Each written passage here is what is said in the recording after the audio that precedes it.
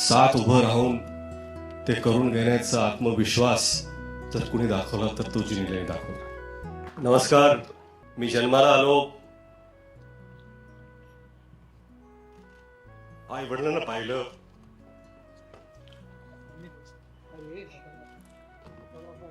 देवाला पाहिलं आणि शिवाजी महाराजांना पाहिलं. त्यावेळेसपासून महाराज काय आहेत आपल्याला सांगायची गरज नाही. आपण या मराठी मातीत श्वास घेतो. शिवाजी महाराज आपण जगतो. लहान होतो, किल्ले बनवले, भगवे झेंडे लावले, तोफा लावल्या आणि प्रत्येक वेळा वाटलं की आपण महाराजांचे मावळे आहोत. आपण महाराज आहोत असं कधीच वाटलं नाही आणि वाटू शकत नाही. पाचवीत होतो, असाच एक शाळेचा अॅन्युअल डे होता. बाजूला मी मावळ्याची भूमिका करत होतो. भाला घेऊन नाचत होतो मी. माझाच एक मित्र महाराजांची भूमिका करत होता. त्याला मी मुजरा घातला मानाने आणि गर्वाने नाचत होतो. तो मावळा त्या स्टेजवर असून तोच मावळा आज ह्या स्टेजवरती आहे आणि महाराजांना मानाचा मुजरा देण्याचा प्रयत्न करतो.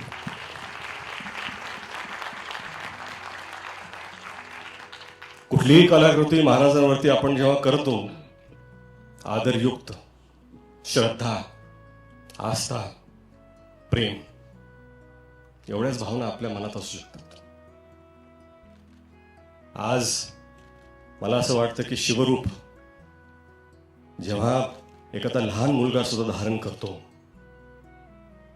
स्टेजवरती असो, शाळेत असो, सोसायटीमध्ये असो, दिवाळीत असो, शिवजयंतीला असो, मालिकेत असो, नाटकात असो, कुठेही कुठल्याही कलाकृतीमध्ये, हे खरं म्हणजे त्या व्यक्तीचं सौभाग्य असतं की ते रूप धारण करण्याची त्याला संधी मिळते. आणि हेच सौभाग्य मला मावळा म्हणून प्राप्त झाले. 10 वर्ष झाली. 10 वर्षापासून प्रयत्न करत होतो मी 2016 की आपल्याला हा चित्रपट करायचा आहे. झाला नाही तो. 2019ला परत प्रयत्न केला. कोविड आला, झाला नाही तो. कुठेतरी मला वाटत होतं की आपले आराध्य दैवत छत्रपती शिवाजी महाराज स्वतःच म्हणत होते, थांब पोरा थांब, तुझी वेळ आलेली नाही आहे. 2019ला थांब पोरा थांब, तुझी वेळ आलेली नाही आहे. 2023ला जेव्हा सुरुवात केली, आता मला कुठं वाटतं की महाराज म्हणतील, पोरा आज तुझी वेळ आलेली आहे. आणि ही वेळ येण्यासाठी फक्त स्वप्न बघून सोपं नसतं. तुम्हाला साथ लागते. अशा लोकांची साथ लागते की ज्यांच्यात सुद्धा सिंहाचं धाडस असतं. जिओ स्टुडिओज आणि ज्योती देशपांडेनी ती साथ दिली, धाडस दाखवलं. त्यांचा मी अत्यंत आभारी आहे. परंतु खरंच इथे सगळेच उभे आहेत. Sanju sir, I am extremely grateful. नाही, आय एम एक्स्ट्रीमली ग्रेटफुल.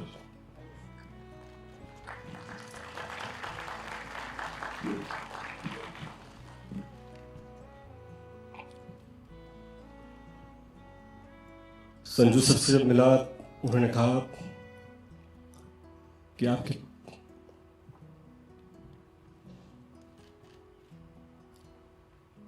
आपके पिता और मेरे पिता के संबंध है. Our fathers know each other very well. Let's do this for them. And I take that to my heart. My big brother Abhishek.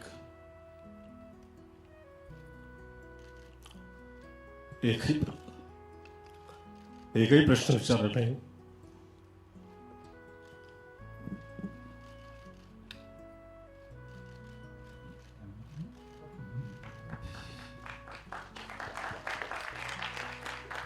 भावासारखे उभे राहिले. अभिषेक तुमचा मी अत्यंत आभारी आहे. अजय भाऊ, अतुल भाऊ, 10 वर्षापासून सातत्याने ते साथ कधी सोडली नाही. महाराजांबद्दलचं त्यांचं प्रेम ह्याच्यावर कधीच कोणी प्रश्न उठवू शकत नाही. त्यांची श्रद्धा, कधी कधी असं वाटतं की ते महाराजांना जसे पाहतात तसं मी का पाहू शकत नाहीये, परंतु प्रयत्न केले. बमन,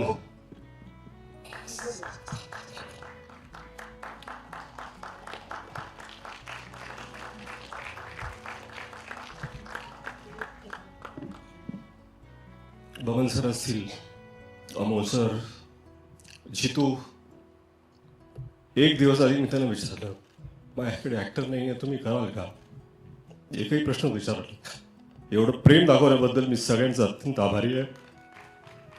महेश सर तेच हो, एवढं प्रेम का माहित नाही, पण दिल्याबद्दल.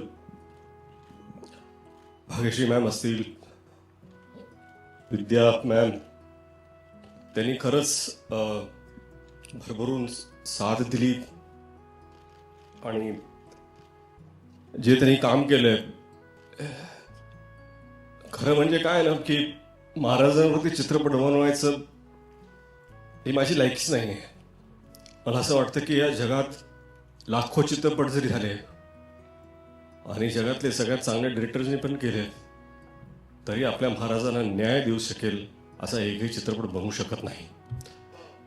कारण त्यांची कीर्ती, त्यांची स्मृती ही आपल्या कर्तृत्वापेक्षा फार फार मोठी आहे, फार उंच आहे. आपण फक्त प्रामाणिक प्रयत्न करू शकतो. हे सगळं होत असताना जर अशी एक व्यक्ती असेल ज्याच्याशिवाय हे घडूच शकलं नसतं, तर ती आहे जिनिलिया. स्वप्न पाहणं सोपं असतं. स्वप्नाला काय असतं? पाहिलं स्वप्न, पण ती साकार करण्याची जिद्द, साथ उभं राहून ते करून घेण्याचा आत्मविश्वास जर कुणी दाखवला तर तो जिनिलियाने दाखवला. एखाद्या दिग्दर्शकाला जर अशी निर्माता भेटली तर अजून काहीच गरजेचं नसतं.